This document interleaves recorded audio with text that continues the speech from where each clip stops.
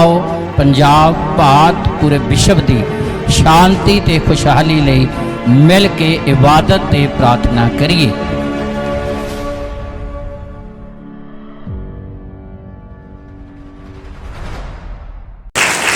Hallelujah hallelujah hallelujah. सो परमेश्वर की भलाई ते नेकी लिए असीं उहदा धन्नवाद करते हैं जिहड़ी उहने साडे सारियां दे उत्ते खास करके साडे परिवार घराणियां दे उत्ते कीती आ, संभालिया आ। सारी वड्डी किरपा रहमत लिए असीं उहदा धन्नवाद करते हैं। इस अज दे सबत दे दिन दे लई पवित्र दिन दे लई भी असीं उहदा धन्नवाद करते हैं कि परमेश्वर अपनी हजूरी दे विच लैके आया।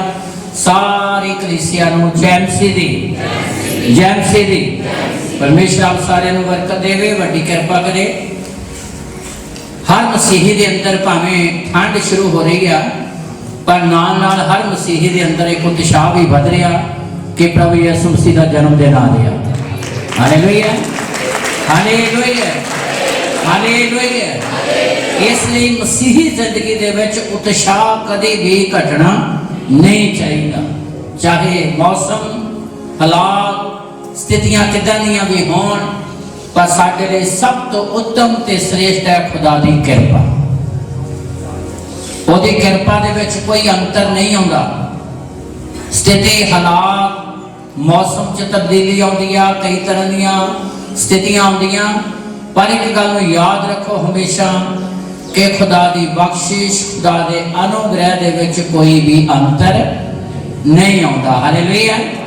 इसलिए असीं हर स्थिति दे विच खुदा दी किरपा नूं प्राप्त करना आ, महसूस करना आ, ओदी किरपा नूं पाउणा आ। खास करके इन्हां दिनां विच जदों पूरा वर्ल्ड पूरा संसार क्रिसमस मनाउण दीयां तैयारियां कर रहा है, तो साडे सारियां लई जरूरी आ कि असीं भी अपने आप नूं तैयार करिए कि प्रभु यीशु मसीह दा अनुग्रह साडियां जिंदगियां च भी बहुतात नाल होवे। साडियां जिंदगियां च भी उदां ही हर तरह का हनेरा दूर हो जाए। जिस तरह का रड़ दे विच रात के समय जिहड़े आज़ादी भेटां की राखी करते सन, कलाम के अनुसार कि उन्होंने 4 सफेरे चानन चमकिया, 4 सफेरे रोशनी हो गई, तो साडियां जिंदगियां च भी परमेश्वरात्मक तौर पर रोशनी करे। असीं ज्ञानवान होइए, असीं अपने गुरु की हस्ती ते शक्ति नूं समझ सकीए, असीं उहदी मुहब्बत नूं समझ सकीए, असीं उहदी किरपा नूं समझ सकीए और उहदी किरपा दे विच वधदे जाइए, ताकि परमेश्वर सानूं संसार दे लई बरकत दा कारण इसे तरह बनावे जिस तरह आज़ादियां दे कोल खुशी का पैगाम आया, ते परमेश्वर अपने पुत्र यीशु दे द्वारा हर एक नूं खुशी के पैगाम दे लई संदेश वाहक बनाउणा चाहुंदा है कि हर जिंदगी दे विच वो खुशी आवे जिहड़ी परमेश्वर अपने पुत्र यीशु के द्वारा देना चाहता है।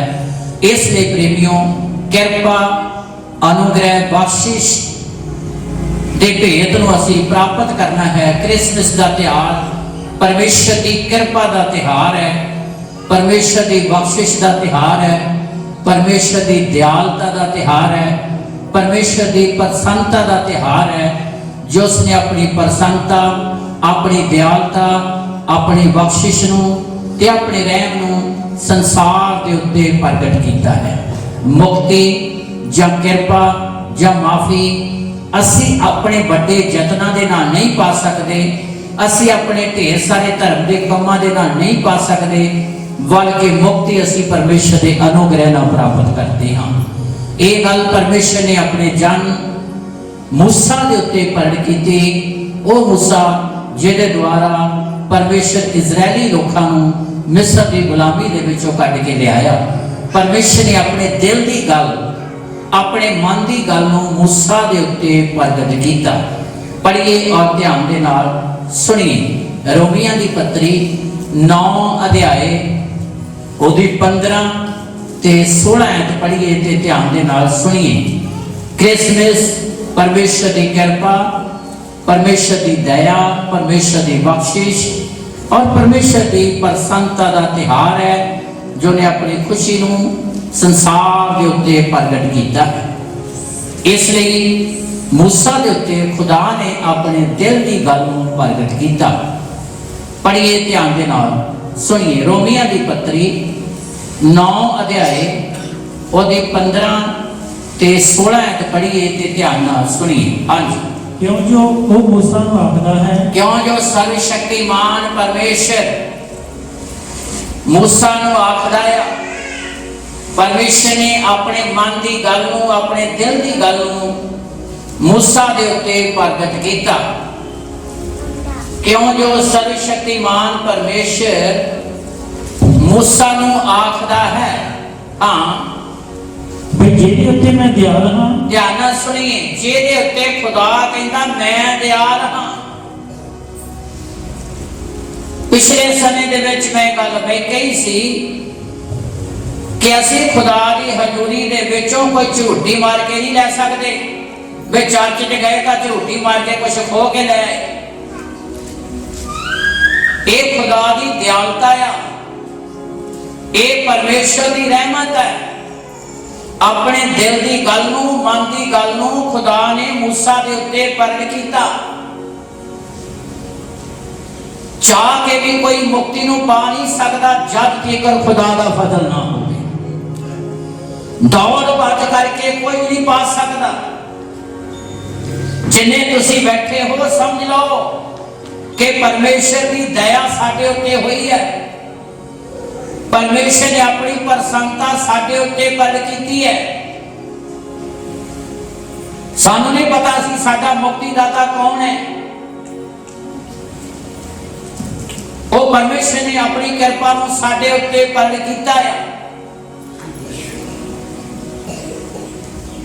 ਇਸ ਲਈ ਜਿਹੜਾ ਇਸ ਬਖਸ਼ਿਸ਼ ਦੇ ਭੇਤ ਨੂੰ, ਕਿਰਪਾ ਦੇ ਭੇਤ ਨੂੰ ਸਮਝ ਲੈਂਦਾ, ਸਮਝ ਲਓ ਉਹਨੇ ਕ੍ਰਿਸਮਸ ਦਾ ਭੇਤ ਪਾ ਲਿਆ। ਸਮਝ ਲਓ ਉਹਨੇ ਦਿਲ ਤੋਂ ਕ੍ਰਿਸਮਸ ਨੂੰ ਮਨਾ ਲਿਆ ਆ।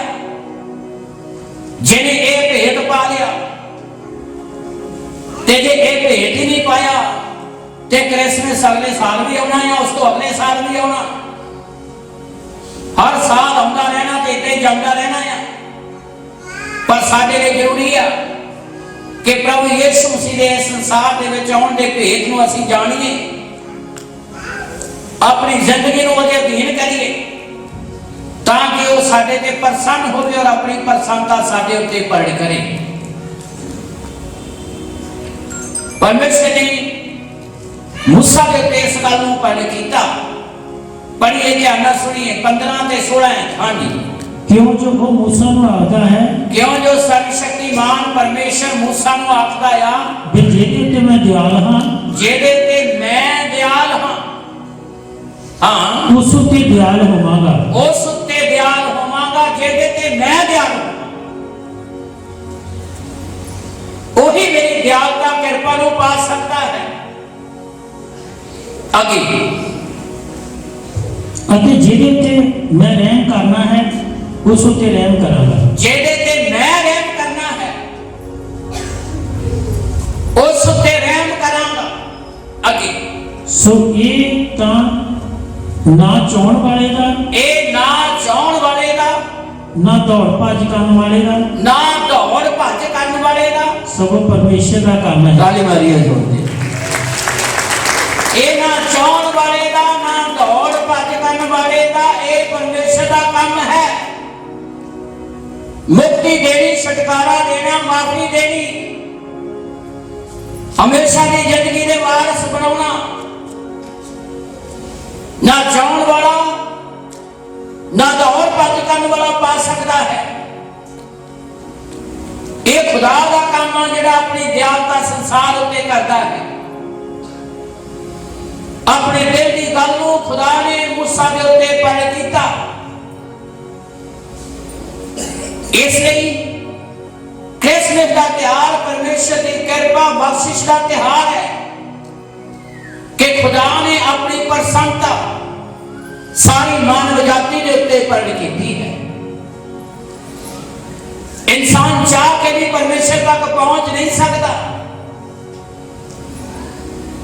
इसलिए वो सर्वशक्तिमान परमेश्वर इंसान बनया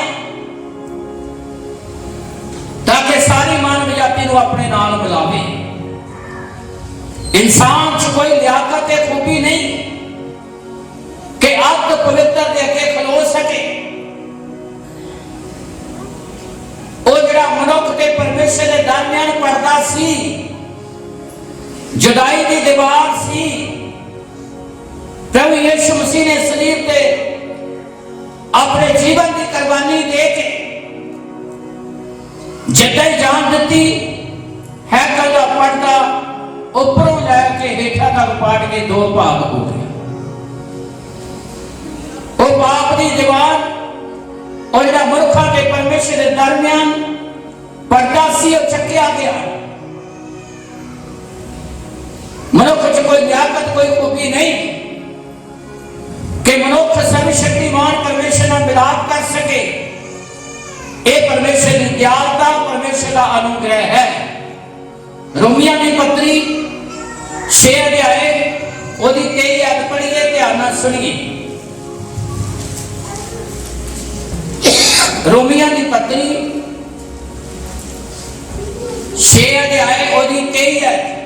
पाप की मजदूरी तो मौत है, पाप की मजदूरी तो मौत है, पर परमेश्वर की बख्शीश, परमेश्वर की बख्शीश मसीह यीशु साडे प्रभु दे विच सदीपक जीवन है। मसीह यीशु विच साडे प्रभु विच सदीपक जीवन है।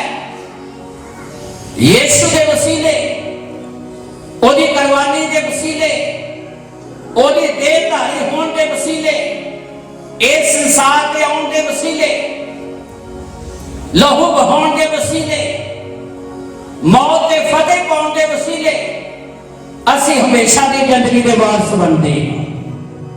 ना कि किसी अपने चंगे काम के कारण, ना कि दौड़ भज करने के कारण, बल्कि परमेश्वर का वचन सिखाता पाप की मजदूरी मौत है, परमेश्वर की बख्शिश, परमेश्वर की दयालुता, प्रभु यीशु मसीह के वसीले असी हमेशा की जिंदगी के वारस बनते हैं।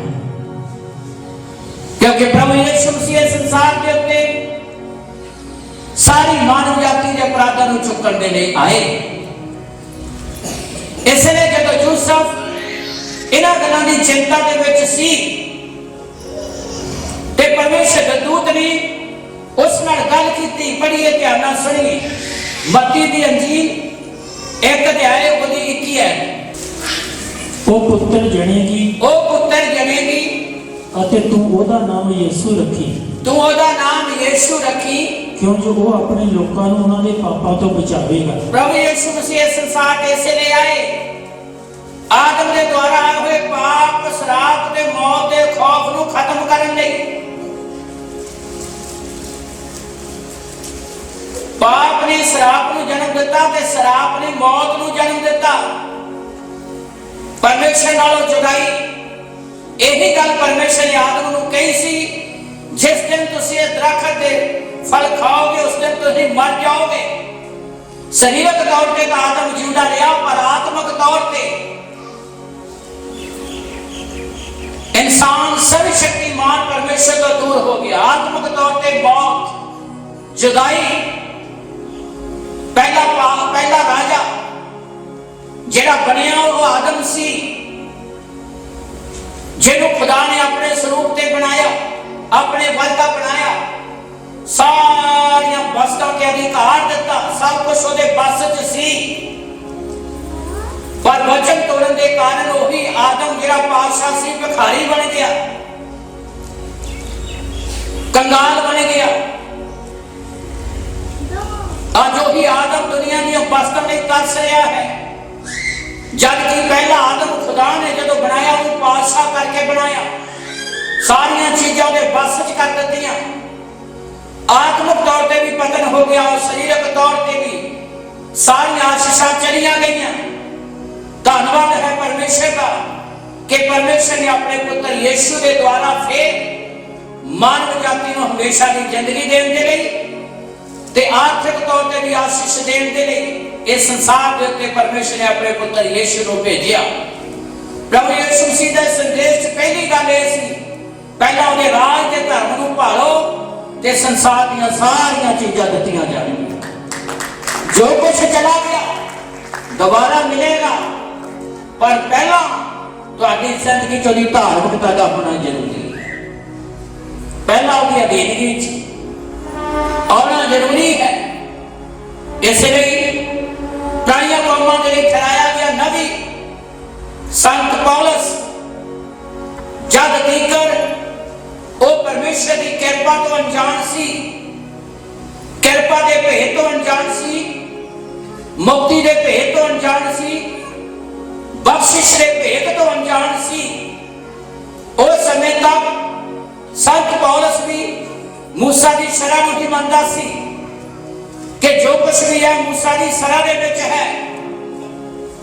इसलिए जेड़े मसीह का प्रचार करते सन, मसीह का नाम लेते सन, उन्होंने फड़ फड़ के जेलों के विच बंद करता सी, औरतों के बच्चों को। इसे काम के लिए लख बन के दमिश्क शहर में जा रहा सी कि जेड़े मसीह का प्रचार करते हैं, कृपा का प्रचार करते हैं, खुशखबरी का प्रचार करते हैं, उन्होंने फड़ के भी जेल च बंद करे। जब दमिश्क शहर में जा रहा रास्ते के विच कलाम च असीं पढ़ते हैं कि अचानक वो एक जोत चमकी, इतनी तेज रोशनी पई कि वो थले डिग गया घोड़े तो, अन्ना हो गया। 3 दिन ते 3 रात अन्ना रहा। उस समय जब उन्हें पश्चाताप किया, उसने प्रभु ने गल की, हे पौलुस तू मैनू क्यों सतांदा है? और पश्चाताप किया, तौबा की। 3 दिनों बाद उसकी अखां तो छिलके डिग पे। जिहड़ा अन्ना हो गया सी वो शरीरक तौर पर सजाखा नहीं होया, बल्कि आत्मिक तौर पर भी सजाखा हो गया। उन्हें परमेश्वर की बख्शिश नूं, परमेश्वर की कृपा के भेद नूं, प्रभु यीशु मसीह के संसार च आउण दे भेद नूं जान लिया। उस समय तो बपतिस्मा लैके जेड़ा विरोधी सी प्रभु यीशु मसीह की खातर वो जेलों के विच जाण लई भी तैयार हो गया। इसलिए वो अपने तजर्बे के विच तीमुथियुस की पत्री के विच इस गल को बयान करता है। पहला तीमुथियुस 1 अध्याय उसकी 15 पढ़िए ते ध्यान के नाल सुनिए। जिन्हें इस बख्शिश के भेद को समझ लिया, समझ लो उन्हें क्रिसमस के भेद को समझ लिया, उसकी जिंदगी चों कभी खुदा का फजल खत्म नहीं होगा। ਉਹਦੇ ਲਈ हर एक दिन क्रिसमस होगा, खुशी का दिन होगा, बरकत का दिन होगा। जिन्हें जिंदगी ने इस गल को समझ लिया, पढ़िए ध्यान नाल सुनिए। पहला तीमुथियुस 1 अध्याय उसकी 15।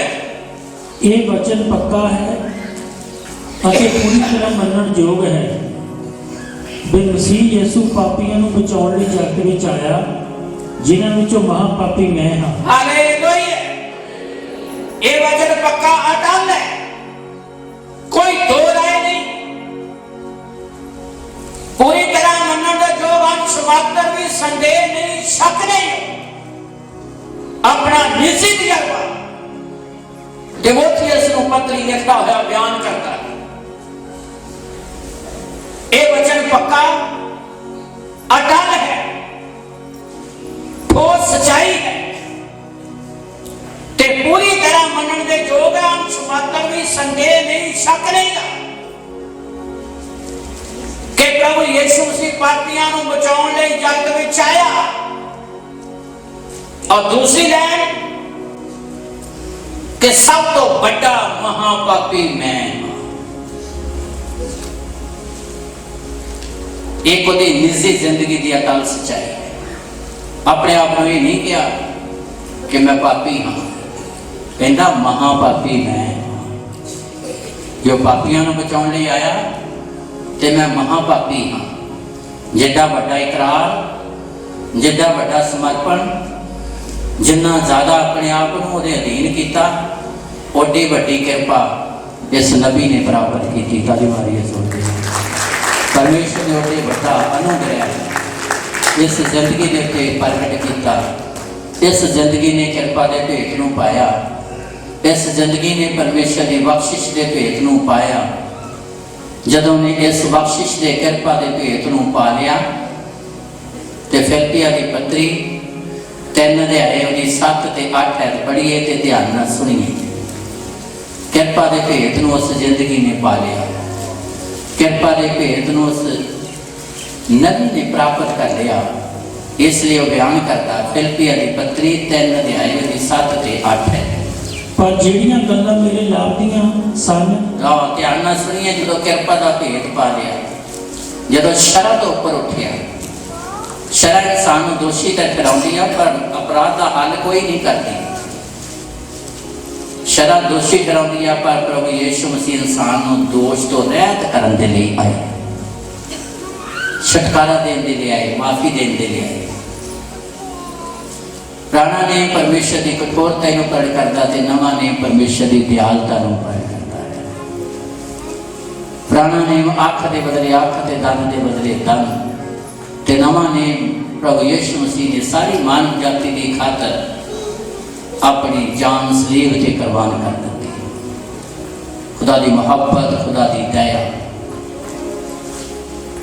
ਇਸ ਲਈ ਜਿਹਨੇ ਕਿਰਪਾ ਦਾ ਭੇਤ ਪਾ ਲਿਆ, ਬਖਸ਼ਿਸ਼ ਦਾ ਭੇਤ ਪਾ ਲਿਆ, ਉਹ ਇਸ ਗੱਲ ਨੂੰ ਬਿਆਨ ਕਰਦਾ ਹੈ। ਪੜ੍ਹੀਏ, ਧਿਆਨ ਨਾਲ ਸੁਣੀਏ, 7 ਔਰ 8 ਹੈ ਫਿਲਪੀਆਂ ਦੀ ਪੱਤਰੀ 3 ਅਧਿਆਇ। ਹਾਂਜੀ। ਪਰ ਜਿਹੜੀਆਂ ਗੱਲਾਂ ਮੇਰੇ ਲਾਭ ਦੀਆਂ ਸਨ, ਜਿਹੜੀਆਂ ਗੱਲਾਂ ਮੇਰੇ ਲਈ ਲਾਭ ਦੀਆਂ ਸਨ, ਚੰਗੀਆਂ ਸਨ, ਮੈਂ ਉਹਨਾਂ ਨੂੰ ਮਸੀਹ ਦੇ ਤਨ ਹਾਣ ਦੀਆਂ ਸਮਝਿਆ। ਮੈਂ ਉਹਨਾਂ ਸਾਰੀਆਂ ਗੱਲਾਂ ਨੂੰ ਪ੍ਰਭੂ ਯੀਸ਼ੂ ਮਸੀਹ ਦੀ ਖਾਤਰ ਹਾਣ ਦੀਆਂ ਸਮਝਿਆ। ਹਾਂ, ਸਗੋਂ ਮਸੀਹ ਯਿਸੂ ਆਪਣੇ ਪ੍ਰਭੂ ਦੇ ਗਿਆਨ ਦੀ ਉੱਤਮਤਾਈ ਦੇ ਕਾਰਨ, ਸਗੋਂ ਪ੍ਰਭੂ ਯੀਸ਼ੂ ਮਸੀਹ ਦੇ ਗਿਆਨ ਦੀ ਉੱਤਮਤਾਈ ਦੇ ਕਾਰਨ ਕਿਰਪਾ ਦੇ ਭੇਤ ਨੂੰ ਪਾ ਲਿਆ, ਦਇਆ ਦੇ ਭੇਤ ਨੂੰ, ਬਖਸ਼ਿਸ਼ ਦੇ ਭੇਤ ਨੂੰ ਪਾ ਲਿਆ। ਕਿ ਕਿਰਪਾ ਦਾ ਭੇਤ ਉੱਤਮ ਗਿਆਨ ਹੈ, ਜਿੱਥੇ ਬੰਦਾ ਧਰਮ ਦੇ ਕੰਮਾਂ ਦੇ ਨਾਲ ਨਹੀਂ, ਦੌੜ ਭੱਜ ਦੇ ਨਾਲ ਨਹੀਂ, ਬਲਕਿ ਖੁਦਾ ਦੀ ਕਿਰਪਾ ਨਾਲ ਮੁਕਤੀ ਨੂੰ ਪ੍ਰਾਪਤ ਕਰਦਾ ਹੈ। ਇਹ ਉੱਤਮ ਸ੍ਰੇਸ਼ਟ ਗਿਆਨ ਹੈ। ਤਾਲੀ ਮਾਰੀਏ ਜ਼ੋਰ ਦੇ ਨਾਲ। ਇਹ ਪਰਮੇਸ਼ਰ ਜਿੱਥੇ ਦਿਆਲ ਹੁੰਦਾ ਹੈ, ਉਹਦੇ ਤੇ ਪ੍ਰਗਟ ਕਰਦਾ ਹੈ। ਉੱਤਮ ਗਿਆਨ ਹੈ, ਸ੍ਰੇਸ਼ਟ ਗਿਆਨ, ਜਿਹਨੂੰ ਉਹ ਕਹਿ ਰਿਹਾ ਹੈ ਪ੍ਰਭੂ ਯੀਸ਼ੂ ਮਸੀਹ ਦੇ ਉੱਤਮ ਗਿਆਨ ਦੇ ਕਾਰਨ, ਸ੍ਰੇਸ਼ਟ ਗਿਆਨ ਦੇ ਕਾਰਨ। ਹਾਂ, ਸਗੋਂ ਮਸੀਹ ਯਿਸੂ ਆਪਣੇ ਪ੍ਰਭੂ ਦੇ ਗਿਆਨ ਦੀ ਉੱਤਮਤਾਈ ਦੇ ਕਾਰਨ, ਹਾਂ, ਸਾਰੀਆਂ ਗੱਲਾਂ ਨੂੰ ਮੈਂ ਹਾਣ ਦੀਆਂ ਹੀ ਸਮਝਦਾ ਹਾਂ। ਸਾਰੀਆਂ ਗੱਲਾਂ ਨੂੰ ਮੈਂ ਹਾਣ ਦੀਆਂ ਸਮਝਦਾ ਹਾਂ, ਅਤੇ ਉਹਦੀ ਖਾਤਰ ਮੈਂ ਇਹਨਾਂ ਸਭਨਾਂ ਗੱਲਾਂ ਦੀ ਹਾਣ ਝੱਲੀ। ਯੀਸ਼ੂ ਦੀ ਖਾਤਰ ਮੈਂ ਸਾਰੀਆਂ ਗੱਲਾਂ ਦਾ ਨੁਕਸਾਨ ਝੱਲਿਆ, ਅਤੇ ਉਹਨਾਂ ਨੂੰ ਕੂੜਾ ਸਮਝਣਾ ਹੈ। ਉਹ ਸਾਰੀਆਂ ਚੰਗੀਆਂ ਗੱਲਾਂ ਨੂੰ ਕੂੜਾ ਸਮਝਦਾ ਹਾਂ, ਮੈਂ ਮਸੀਹ ਨੂੰ ਖੱਟ ਲਵਾਂ। ਹਾਲੇਲੂਇਆ। ਕਿ ਮੈਂ ਪ੍ਰਭੂ ਯੀਸ਼ੂ ਮਸੀਹ ਨੂੰ ਖੱਟ ਲਵਾਂ, ਕਿਰਪਾ ਦੇ ਬਖਸ਼ਿਸ਼ ਦੇ ਭੇਤ ਨੂੰ ਪਾ ਲਵਾਂ।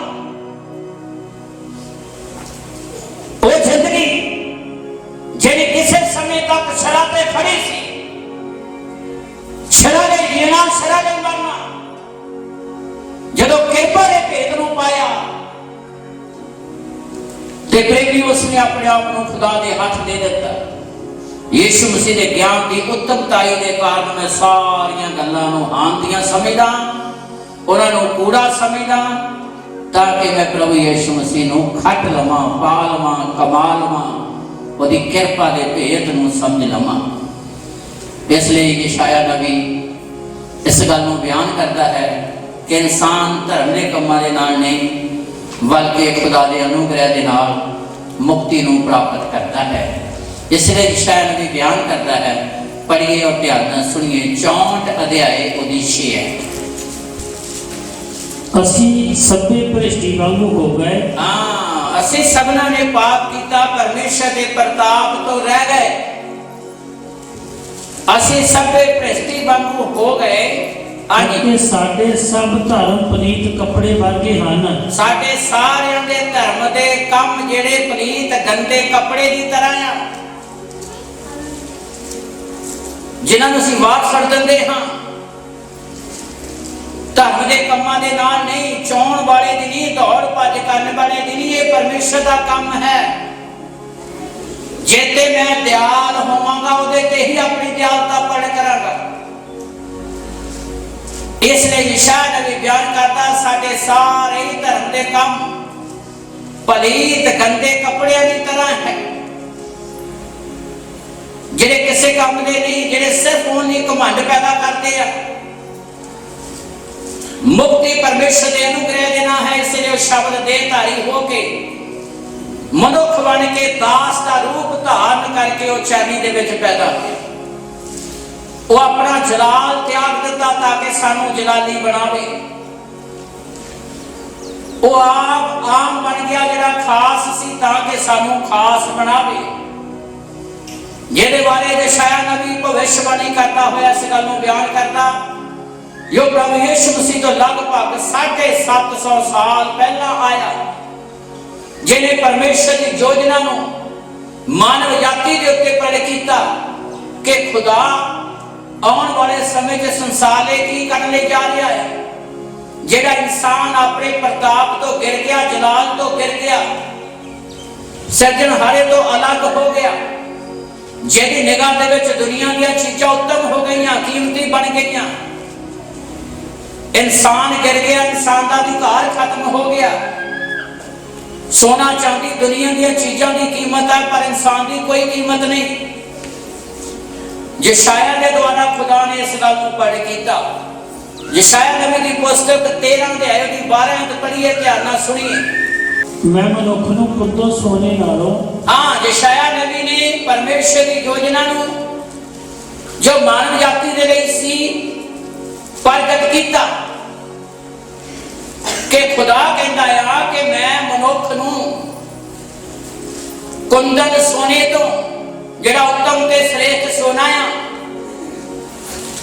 मैं मनुख नूं कुंदन सोने तो अगे अते इंसान नूं अफीर दे सोने नालों दुर्लभ बनावांगा, अते इंसान नूं अफीर दे सोने तो भी दुर्लभ कीमती बना देवांगा।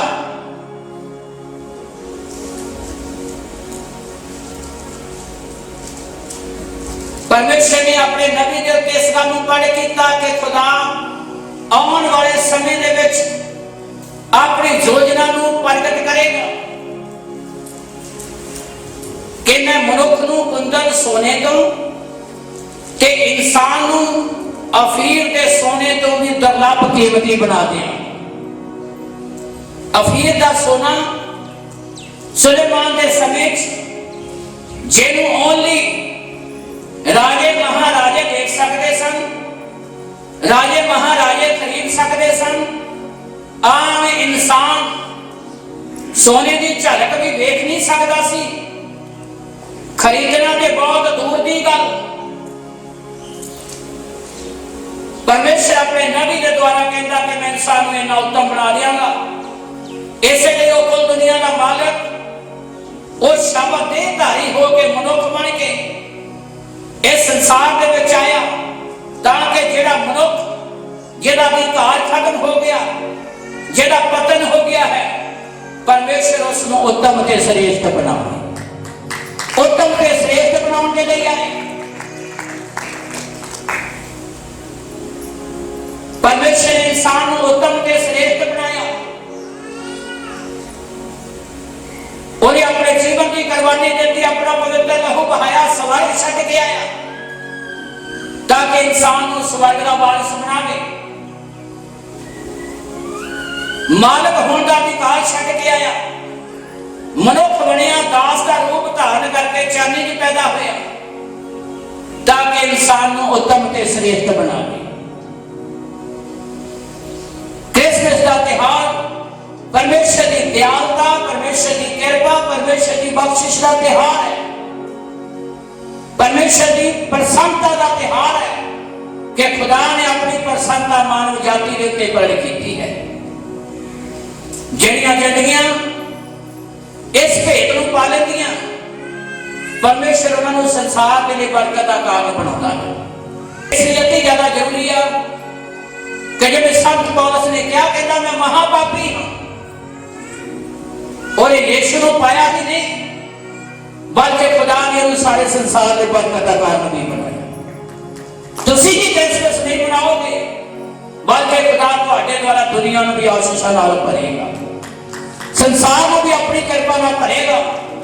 जदों तुसी इस भेद को पा के अपने आप को उहदे हाथ दिओगे, फिर परमेश्वर का नबी यशायाह इसे गल नूं प्रगट करता है जिहड़ी दिल की गल खुदा ने मूसा दे प्रगट की यही गल परमेश्वर ने यशायाह नबी के उत्ते भी बड़े किया। इंसान ने ढेर सारिया योजनावां बनाईयां अपने अपराधों तो छुटकारा पाने ने, पर सारिया योजना के मनुख जिहड़ा फेल हो गया, सिरजनहारे नाल मिलाप नहीं कर सकिया। इसलिए सिरजनहारे ने इंतजाम किया, जिहदे बारे असीं दो आयतां पढ़ांगे, उस तो बाद समाप्ति वाल जावांगे। पिछले संडे असीं जानिया सी कि जिहड़े लोग हनेरे में चलते सन उन्हां ते जीवन का चानन प्रगट होया, वड्डा चानन प्रगट होया। जिथे असीं 9 अध्याय 2 आयत पढ़ी सी यशायाह, हुण असीं 9 अध्याय 1 आयत पढ़ांगे, जिथे इंसान की गिरी हुई हालत का जिक्र है, जिथे परमेश्वर के अनुग्रह का जिक्र है कि जिथे इंसान का पतन हो गया, उथे ही परमेश्वर अपने पुत्र यीशु के द्वारा इंसान को उत्तम बनाने लई आया। पढ़िए ध्यान नाल सुनिए, 9 अध्याय की पहली आयत ते 10 आयत पढ़ांगे, उस तो बाद प्रार्थना कर जावांगे। हां जी। पर ओदे लई जिहड़ी कष्ट विच सी धुंध नहीं होवेगी, ओदे लई जिहड़ी कष्ट विच है धुंध नहीं होवेगी, कि परमेश्वर अपने पुत्र यीशु के द्वारा इंसान की जिंदगी चो हर तरह की अज्ञानता हनेरा खत्म कर दे। धुंधले विच कुछ दिखाई नहीं देता, जिथे इंसान अपनी मंजिल छुटकारा रास्ता दिखाई नहीं दे रहा कि मैं किस तरफ जावां ते मेरा परमेश्वर मैनूं मिल सकता है। यशायाह नबी उसे गल का जिक्र करता है। पढ़िए ध्यान नाल सुनिए। हां जी। ओदे लई जिहड़ी कष्ट विच सी, ओदे लई जिहड़े दुख विच सी धुंध नहीं होवेगी, फेर हनेरा नहीं होवेगा। पिछले समय विच ओने जबूलून दी धरती अते नफताली दी धरती नूं दो शहरों का जिक्र है, जबूलून ते नफताली। कई शहर है जिथे सदूम ते अमूर है, जिथे खुदा का खौफ नहीं सी, डर नहीं सी। ऊपरों परमेश्वर ने आग सिटी ते सदूम ते अमूर को खत्म कर दिता। इधर जबूलून ते नफताली दो शहरों का जिक्र है, जिन्हां जिंदगी खुदा का डर नहीं सी। परमेश्वर उन्होंने तुच्छ गिनिया। इसी तरह जिवें पहले आदम नूं परमेश्वर ने अदन की वाटिका चो हमेशा की जिंदगी तो बखरे कर दिता। जबूलून ते नफताली की धरती नूं तुच्छ गिनिया। परमेश्वर ने अपना मुख उन्हें इंसानों वालों मोड़ लिया। परमेश्वर ने अपना मुख आदम वालों मोड़ लिया। अगे पढ़िए ध्यान नाल सुनिए। पर ओदे लई जिहड़ी कष्ट विच सी धुंध नहीं होवेगी, पिछले समय विच ओने जबूलून दी धरती अते नफताली दी धरती नूं तुच्छ कीता, पर आखिरी समय विच ओ समुद्र दे राह यरदनों पार, आखिरी समय युगां दे अंत विच यरदनों पार कौमां दे गलील नूं प्रतापवान करेगा। कौमां दे गलील नूं की करेगा? प्रतापवान करेगा। वही मनुख जिन्हों तुच्छ गिनिया, त्याग दिता, खुदा उसे मनुख नूं प्रतापमई बनावेगा, अपने जलाल दे नाल भरेगा, उत्तम बनावेगा, श्रेष्ठ बनावेगा।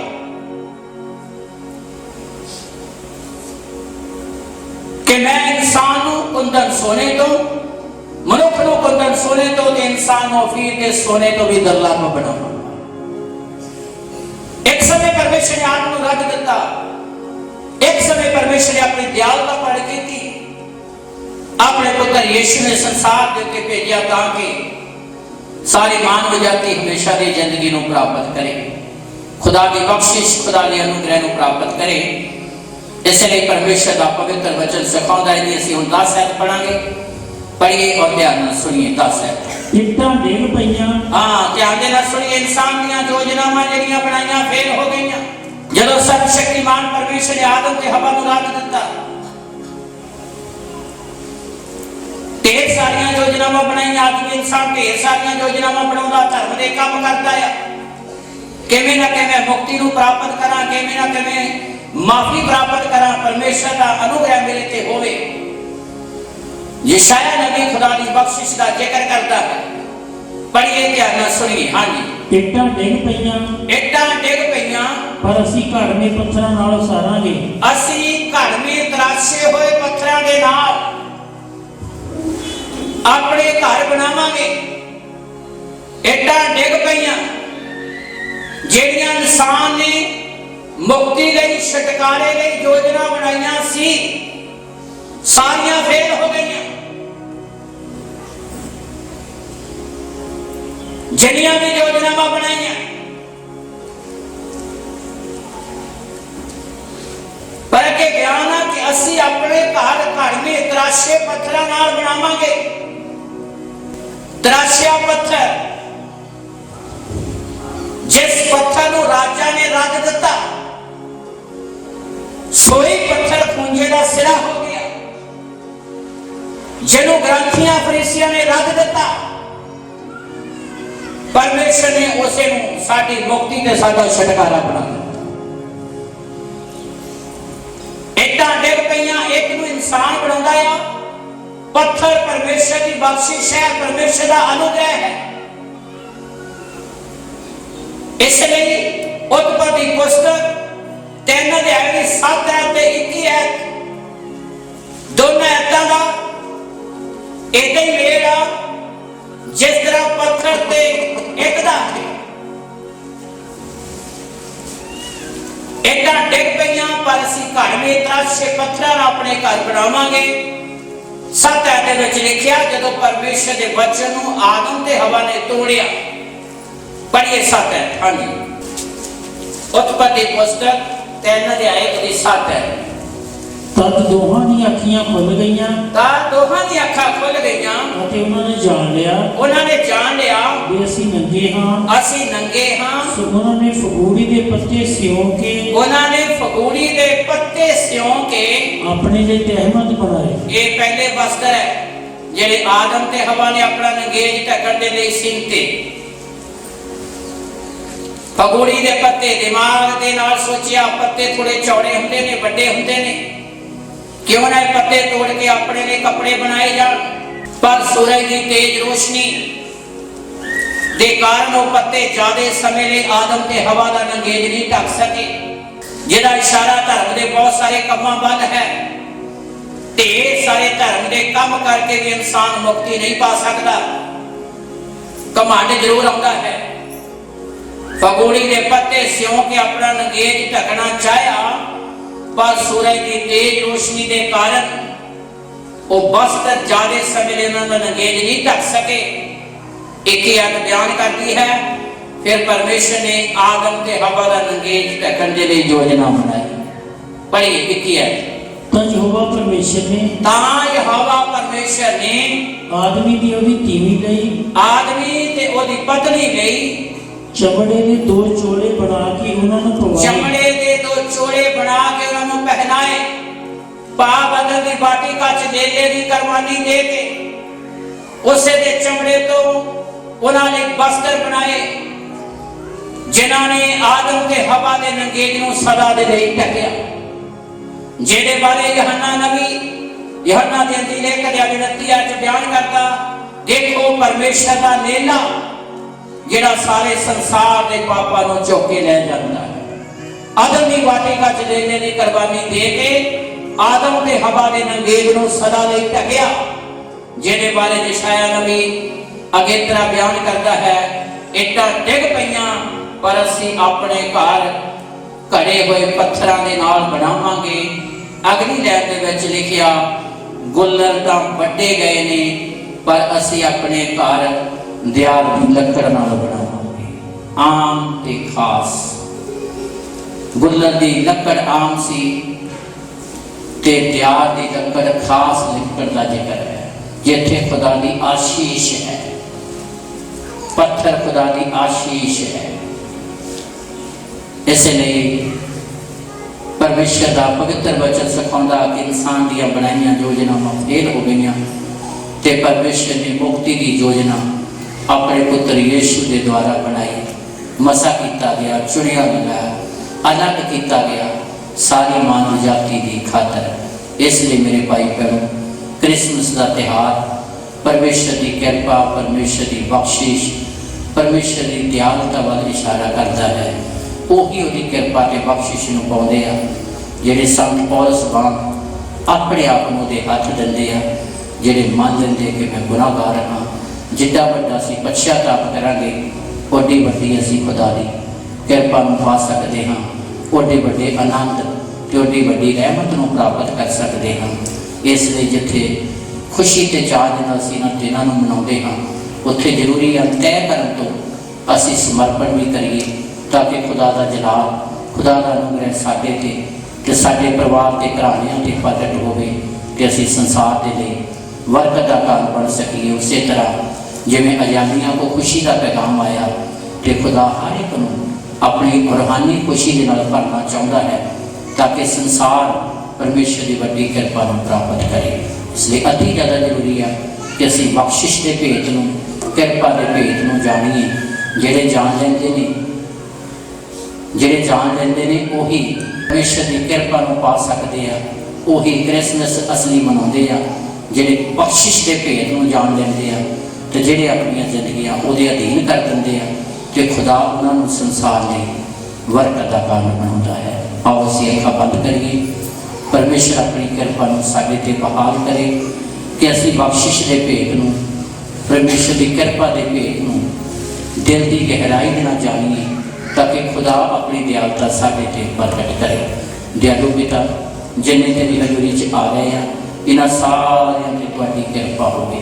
ਆਉਣ ਵਾਲੇ ਸਮੇਂ ਇਹਨਾਂ ਜ਼ਿੰਦਗੀਆਂ ਦੀ ਵੱਡੀਆਂ ਆਸ਼ੀਸ਼ਾਂ ਦੇ ਨਾਲ ਭਰਪੂਰ ਹੋਣ। ਹਰ ਤਰ੍ਹਾਂ ਦਾ ਸੰਦੇਹ, ਹਰ ਤਰ੍ਹਾਂ ਦਾ ਸ਼ੱਕ ਭਰਮ ਦੂਰ ਹੋ ਜਾਵੇ, ਤੇ ਤੇਰੀ ਵੱਡੀ ਕਿਰਪਾ ਦੇ ਭੇਤ ਨੂੰ ਪ੍ਰਾਪਤ ਕਰਨ, ਅਨੁਗ੍ਰਹਿ ਕਰੋ, ਤੇ ਆਉਣ ਵਾਲੇ ਸਮੇਂ ਤੁਹਾਡੇ ਵੱਡੇ ਫਜ਼ਲ ਦੇ ਨਾਲ ਭਰਪੂਰ ਹੋਣ। ਆਪਣੀ ਦਇਆ ਬਹਾਲ ਕਰੋ। ਜਿਸ ਆਸ ਦੇ ਉਮੀਦ ਨਾਲ ਆਏ ਨੇ, ਉਸ ਤੋਂ ਕਈ ਗੁਣਾ ਵੱਧ ਕੇ ਪ੍ਰਾਪਤ ਕਰ ਦਇਆ ਕਰੋ। ਇਹ ਦੁਆ ਸੁਣੋ, ਪ੍ਰਭੂ ਯਿਸੂ ਦੇ ਪਵਿੱਤਰ ਨਾਮ 'ਚ ਮੰਗਦੇ ਹਾਂ, ਆਮੀਨ।